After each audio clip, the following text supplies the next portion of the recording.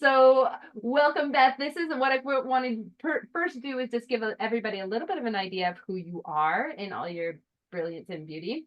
Beth is MD. She's board certified OBGYN. She is certified in functional medicine. She is, I'm going to get the next part, a yoga, Ayurvedic yoga instructor. Health coach. Health coach. Sorry. Yeah. Health coach. Sorry. She is living in Arizona. Beautiful. And she's an athlete herself. She loves all aspects of being athlete, swim, bike, run. She was at this beautiful pool that just made me like just drool in how it was just, the in Sedona, and it was like the mountains are in the backdrop and just the blue of the water, and this is thriving, right? Like just like it's a peaceful place of just such elegance and just gorgeousness of just water holding you. It's just such a home. It's a place of home for me. But in any case, we are going to, anything else that you also have a fabulous community that I want to make sure that we talk about. So what is the community and its name? How do people find you? Flagstaff Functional Medicine is my website, and Let's Talk About Menopause is my Facebook group. Fantastic. Let's talk about menopause. So you have the right person here with us today. We're talking about blood work. Because what is something that is really, really important to me is that health is the foundation of performance. Mm-hmm. And as in my own history and in my own journey, I didn't maintain my health. I just went for performance. I just was like all performance to whatever sacrifice was going to be worth it, because at the end there was going to be glory. Well, it didn't work out so well. And now it is my whole life's mission is to really understand and support athletes to gain the performance, to get to their goals, to achieve what it is that they're after by staying in health and adding on that performance angle if that is something that they wish to do. One of those ways that we do that is through understanding our baseline of health. Mm-hmm. And so there's a number of components of understanding the baseline of health, of which blood work is one of them. I'll just list off a couple of others that Beth and I talk about sometimes. It's DEXA scans, it's metabolic health testing, it is looking at VO2 max, it's looking at your functional movement screen and understanding what are some of your strengths and your weaknesses. As just a couple of things that, go into this integrated health package that I can't talk about quite yet, but let me tell you, it is coming. So if you want to know how we're doing this and how it is that we can bring this into your training and to your ability to do this, then you're in the right spot, and stay tuned. So Beth, where we're going today is to understand, when do we do blood work? Mm-hmm. Why do we do blood work? And how often are we going to do blood work? Like what's the most important components of, and why do we actually do it? So is that a good start? I think it's a great start. And I was really just thinking about this. I was just finishing up a couple of charts from people that I saw yesterday. When do we do blood work? I think anytime is a good time to do blood work. Anytime that you're ready to know the truth. Because blood work exposes our genetics. It exposes our imbalances. And oftentimes there are things that we don't know are out of balance. Maybe some people know that something's kind of off, and doing a full battery of blood work like I do, not just like a comprehensive metabolic panel and CBC, maybe a couple of things, but a really comprehensive battery of blood work. I like to find abnormals. I want to find abnormals. They let me know, like, they're like the guardrails, like, where are we going outside of the lines, and where does this person need support? Because, in functional medicine, we don't we love to find diabetes before it's diabetes. Yeah. We love to find autoimmune thyroid disease before it's Hashimoto's, before it's Graves. We love to find imbalances in the CBC, the white blood cell count, before it's off the rails and crazy inflammation. So we can reel it back. So we can make those changes, turn those knobs, just small adjustments to reel things back. So it's like it pulls back the veil of like what's really going on. Yeah. And that's all in our blood. Yeah. Our blood tells us all those things. It can tell us a lot of things. And then there are things that I can see in blood work that I know, oh, there's got to be a genetic reason for this. This is like way outside the realm of what's normal and what's just likely a little imbalance to like, we've got genes working against us here, so we need to double down. Double down in understanding, okay, so where is that? And I think this is where this is super cool. Okay, so the blood work is going to give us insight into a whole suite of how is your body running. Like it's the what it blood is bringing us the nutrients, it's bringing the oxygen, it's bringing us everything we need to actually survive. This is why blood work is the important part. Yeah, and it's taking away the trash. And it's exposing the imbalances. It's exposing the inflammation, the oxidative stress, the things that aren't good, the things that are floating around in there that will cause fires. Right. So I love this because I don't think I've ever actually really talked about this. I don't think I've ever actually asked these questions. So you get your blood, you're analyzing it for what is, so if we look at, so for example, vitamin D, what is your vitamin D count? You get a sample, and from that you say, in this parts per whatever the measurement is, we understand that your vitamin D is X. Is that how it works? Yeah.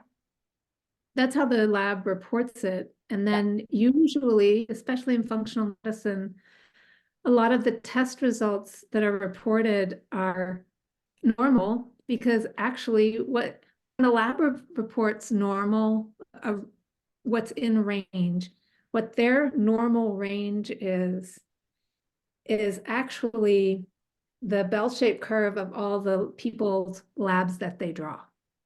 So since our culture tends to be more and more unhealthy and becoming, has a higher incidence of thyroid disease, has a higher incidence of diabetes and obesity and heart disease, we're seeing normals as like, really they're abnormal. Right. So they're reported in the normal range for the lab, but they're not healthy. They're not optimal. So this is fascinating, right? So here again, like it's not only just that we are not just looking at the white male that is 20, to 25 years old. Now we are looking at a whole population that is also not, ideal. And I guess this is where what I've been doing a lot of work in trying to understand lab work. And why is it that like, what is the difference between running labs between, say, you and I have talked about what you run in terms of your lab work, which is a really extensive look because you are in functional medicine. You want to find the abnormalities. You don't want to just say, okay, everything is in check. You want to be like, is everything in check? Like, like, are you really? Because one thing I think that what's interesting about functional medicine is like, one thing will throw another thing off. So you're trying to figure out what that one thing is that is a precursor to throw the snowball that might come down the line. Like, sure, everything is looking, it's just like looking down, it's just like, yeah, no, everything looks good, but you didn't look at the the scum at the bottom of the pond that was starting to grow. And all of a sudden the whole pond is like super murky, but the top layer looked beautiful with all the lily pads. That's the difference between functional medicine and traditional. Is that true? Do you like my little analogy? We want to drain the pond. We want to like see what's on the bottom. You want to see what's on the bottom. You're like, I'm going to go into the scum. Let's go, Yeah. let's check it out. Let's dig deep, because I don't know if that's actually going to be a helpful way. So we're going for the scum, people. Okay. Yes. So here you are, you get the whole gamut. You're going to test for everything. You're coming in, and where I was going is taking a look at the different ranges and saying, okay, well, Inside Tracker is going to say this range. You know, here in Canada, we have HealthSpan, for example. HealthSpan is in this range. Life Labs is in this range. And is that very common, that it's all dependent on just their population that they're using, or are there CDC or, like baseline levels that they also are kind of saying, okay, well, generally for most people, it's this way. And then are we comparing countries? Because, the Japanese population, or the blue zone people, like they have much better numbers in different things. And are we ever comparing against those populations as well? Well, I think with and I honestly I don't know Inside Tracker that well. Mm-hmm. And I would think that Inside Tracker, and I'm pretty certain that the lab that I use, Vibrant America, which also ships to Canada, they have set ranges that are normal. So they're not looking at everyone they draw and reporting that. Those are more the conventional labs, the big labs like SnorQuest, LabCorp. Right. Yeah. Okay. Yeah. So there are these conventional numbers, and then there's the lab numbers, and then there's the what is ideal for your health numbers. Now, this is Right. where I'm really curious about when we're looking at blood work as well, is like, we talk a lot about individualization, right? Like we talk a lot about, for example, like, okay, such a coach question. Okay. So this is how we can, in a truly individualized program, look at, and this was in a podcast recently on Fast Talk, and I was like, oh no, actually it wasn't on podcast, it was on Tennille and Zane's discussion on this particular thing with looking at Athletica. And so what we were curious about in using Athletica AI, so we're looking and researching and trying to understand how can AI be utilized. We're looking at HIIT training, so say a 30-15 versus a VO2 max training. And we're looking at how does the athlete respond, or a threshold training. Let's say it was that. So because in high intensity interval training, just as a quick, like a side note here, you're really spiking the power, you're getting really high power, but your heart rate is more of a threshold level, right? It's not really coming down, and it's really short. So yes, it's spiking up, but on average for that duration of the high intensity interval training, it's this. Some athletes respond really well. Some athletes don't respond well at all. And so they would respond better to having a 4x4 example interval, which is fascinating. Now, is the blood work, this is the question coming in, is the blood work kind of the same way? Is this like, you know what? Your omega-3s are here, and this is okay for you. Like this is working for you, versus somebody else would be like, that is diving you down into the tank and back into the scum. Is that what our ranges? Are there ranges that we have that we can say, you know what, one or the other, you're going to stay fit. It's really okay. But when we're looking for performance, that one person who loves those 4x4s, you're going to elevate if you do this type of workout. So coming back into the question, because I know I'm trying to ask it well. When we think about supplementation, so say your omega-3s, you tested your omega-3s, and you're just be like, you're in range, but you know what? We're going to optimize this by increasing the EPA amount of your omega-3. do we know those things, or is that more of a trial and error, like learning about yourself, learning about learning about your athlete and how they respond? Is that what your work is as well with your patients? It's such an interesting question. I wouldn't say with omega-3s. Okay, bad one. That's actually I think it's a relatively new test to be doing. And we just want to get people in a sweet spot where they're able to like balance their omega-3s and 6s, take care of the resolution phase of inflammation and supply their mitochondria in their gut with ample omega-3 levels.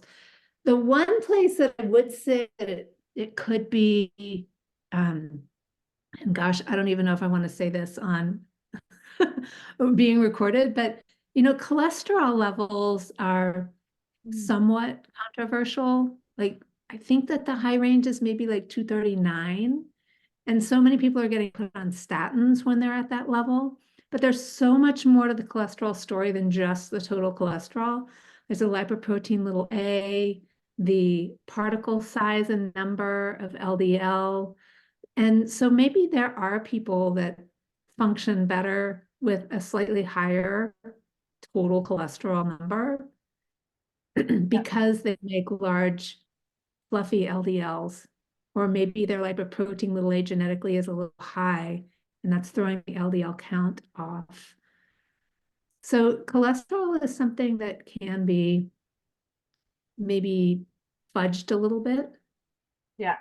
The traditional numbers. As far as functionally, like, would someone function any differently? I would say hormones are probably one of those areas. Like some people with thyroid hormone, they may do really well when they're TSH, T3, T4 are within a certain range, but not well when they go low below a certain amount. So hormone levels are definitely something that deserve discussion. Like, how are you feeling? And the symptoms of it. Yeah. Well, and that is super important to recognize, because I know when at the Female Athlete Conference, and like such huge discussion of saying the period, quite frankly, Yeah. It's too inconsistent. The data can't show, although we know that the period matters for your training, it's not showing that it matters. And because it's too all over the place. It's In perimenopause. for any female athlete. So Yeah. if you're looking at Jane compared to Sam, Jane, she couldn't care less. She can go right through her period and there's no impact. Sam, on the other hand, is like, the week before, everything is just not going to be rosy. Just give me that endurance training, bring it into like just recovery week. I just want to crawl and watch Netflix. Like, who knows? Like, and so what happens is in the research, it goes, doesn't matter, because there's so much variability. There's no consistency in how we look at it. That's due to how I think that individualization, and this is what the research they were talking about with hormones, is like the experience of the hormone levels. And I would also say Dr. Geraldine Pryor, and I linked it in the Facebook group, also gave just a really interesting article. It's just like the precipitous decline of estrogen. It's actually, it's understanding like estrogen in perimenopause just went super high, but it's the actual decline from that is causing such the challenge. So if you go and you get the lab work done and you're saying, oh, your estrogen is really high, but you feel fine,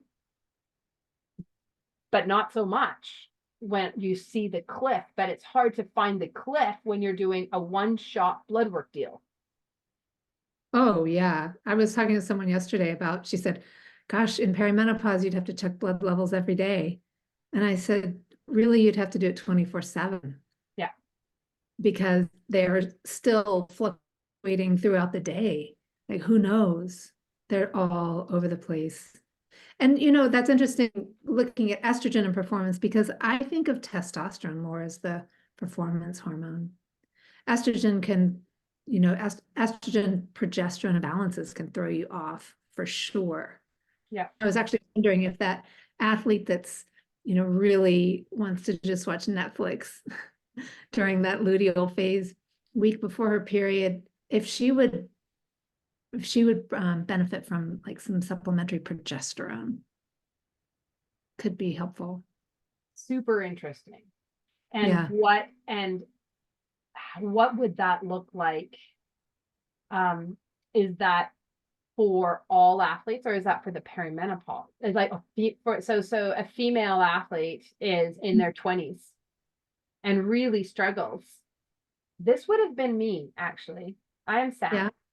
Yeah. So I didn't actually think about that, and I'll share. So I really struggled up until my period. Like there was a lot of symptoms and a lot of frustration, back pain, like a lot of not great things. So I had tried with the pill, because at that time, that's all the doctors would say. It's like, take the pill. That made things way not good for me either. So then I didn't have that as option. So basically I just suffered for many years, and mood was really impacted as well. So what I'm wondering is, and I've been able to change things a lot, I think, just by being healthier, just like a lot of those things, but also taking ashwagandha, and I have quite the, magnesium, bringing that up. I have omega-3s, I brought that up. I have like my I also am taking chaseberry Vitex, which I think has really, really changed the story for me. So what I'm saying is that thought of that imbalance, because I worry about an idea of an imbalance. Like, what is imbalance referring to if we're taking a look at this blood work, because that's what we're talking about today, but we're looking at hormones now, and we're saying, okay, well, your estrogen is really high compared to your progesterone. It's just not coming up, or it's whatever the imbalance. Maybe your progesterone's way too high. I don't know. I think probably, anyone that has these symptoms around their period, it's generally estrogen dominance. So adding back a little progesterone can be really helpful. And estrogen dominance, for whatever reason, they're not clearing it, they're recirculating it from, like, when estrogen gets cleared, it gets taken into the colon, and then there's some bacteria that can re-release it back into circulation. So many different places that the estrogen levels can be high, many different causes. And some, adding a little supplementary progesterone can help. And that's what chaseberry does. That's what Vitex does, is it increases the progesterone released from the ovary. Oh, there you have it, ladies. Yeah. That's why it works. And I want to interject one more thing while we're on this menopause topic, because we're the perimenopause, menopause people. Yeah. I've noticed that that change, that shift into menopause, into like, boom, when you like really get it, the labs in a woman shift dramatically. The cholesterol levels that used to be great, they go up. The A1C, the hemoglobin A1C that used to be like fine, didn't have to worry about prediabetes, like shoots up, like right, almost prediabetes or into the prediabetes range. All those cardiometabolic kind of labs really start to change. And it's the loss of estrogen. I don't know if it's a loss of estrogen or the change in the microbiome that really bring those on, but they're both happening at the same time. And it's a marked change.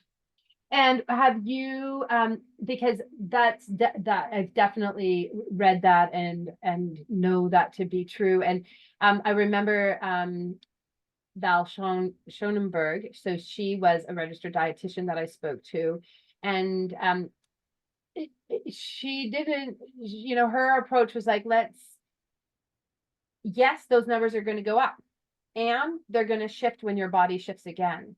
So when we come into care of, say, a functional medicine doctor, and we notice this labs being abnormal, how much do we say, all right, let's take a healthful approach and see how your body responds to, because you're right, like it's such a chaotic decline of estrogen. It's not, it's dominance, it's not dominance, it's like it's all over the place, right?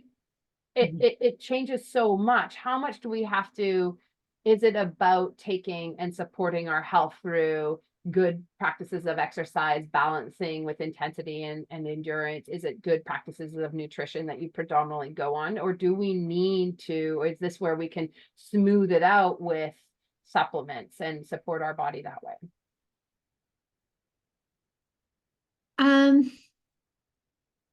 I think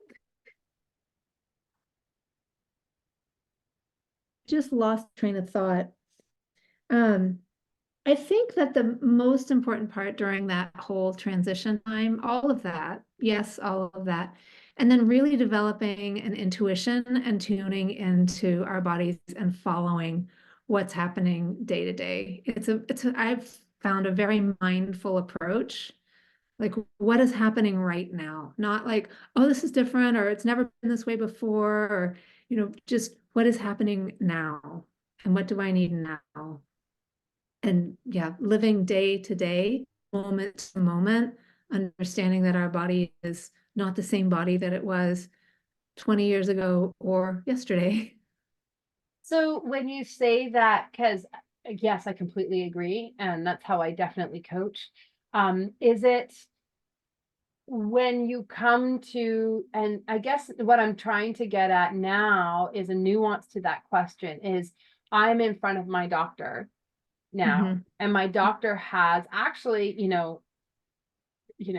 amazingly asked for a suite of whole blood work, and or do we, what is it, a phase? Do we wait and see, or do we act? And I guess I think I know the answer. Maybe it is, what are your symptoms? Is it changing your life? Is like, how is it that you're really being impacted? And if you are not able to live the life in which you are inspired and able to do the things that you want to do, love on your family, would just be one, like, like I needed to find a solution. I know that I needed to find a solution, and it was getting worse for me, and worse and worse and worse as I come into early perimenopause. Like it was not good. So it was a problem, and I found help.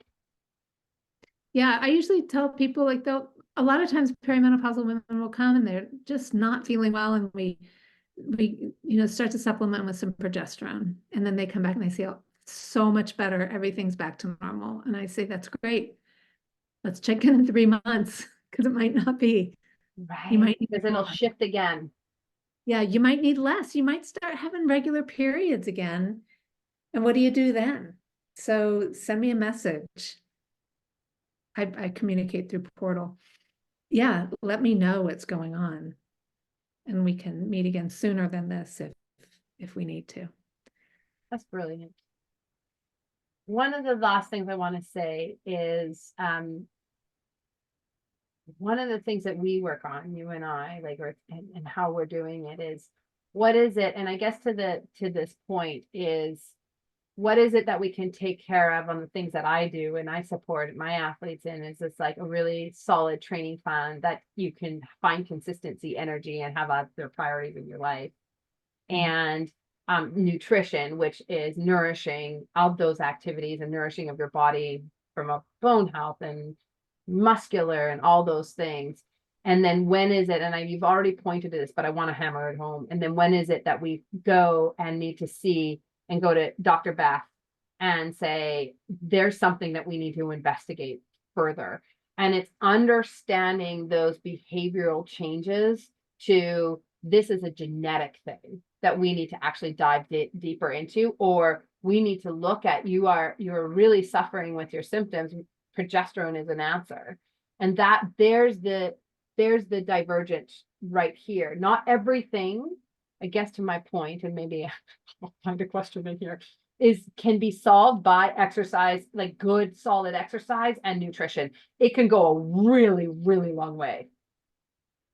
Yeah, it can go a really long way. And if you have good genes, it can go a really, really long way.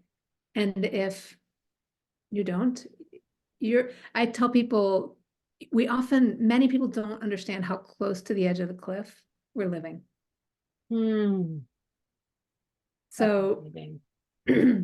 so people can keep going and they're living far away from the edge of the cliff. Some people, it takes the smallest little trigger and they're like off in something. That's why it's always good to look at the blood work and see where are you about to become a cliffhanger. That's a great thing. So we're getting into the swamp. We're gonna we're gonna check out all the sludge, and then we're gonna take it and see, are you on the edge of the cliff? Yeah. We're all very natural. Yeah, exactly. We're all in the natural environment still. Is there anything to this topic? I'm going to ask you another question, a follow-up question about what you're up to these days. But is there anything else that we've missed in our discussion of looking at blood work that you think that is really important that you want people to know about? Yeah, I want people to know that I've had people come into the office because we let them look at their results before their appointments so they can have questions and we can address things. I've had people come in tears because things are abnormal or something was high, and it's just data. It's nothing personal. Doesn't mean you're going to die. And if something's alarming, we'll refer you to the right person. But knowing where the edges are, knowing where the boundaries are and where we're starting to overstep, that's what's key. And being able to see what's happening and turning things around before it gets to a disease state, that's what's beautiful. Yeah. It's where healthcare has to go. Oh my gosh, when I see thyroid antibodies reverse and go back to negative, it's like, oh, it brings tears to my eyes. I love it. I don't know if what it's like in your area, but basically stay out of the hospitals, people. You don't want to be there. Public health announcement right here, stay out of the hospital because they're really good at what they do and it's not health. It's sick. You have to be sick to be in the hospital. It's sick. And so yeah, and we can do so much now. We have such powerful tools and we have access to it. And yes, a lot of it is coming down to our own pockets. And I'm speaking from as a Canadian. And yes, it's hard for Canadians to think that we actually have to pay for healthcare because what we're paying for is disease care. We don't pay for healthcare. We pay for disease care. I came up with that. I just was not smart. We're paying for disease care. We're not paying for healthcare because if health was actually what we were doing, then we would not be spending money the way it is being spent. Right. Exactly. Mark Hyman calls it sick care. Sick care. Yeah, actually, that would be a better word. Sick care. Sick care. But you can be sick and health. Like you can get sick and still be in health. Yeah, you can. You get the flu. That's your immune system coming back stronger.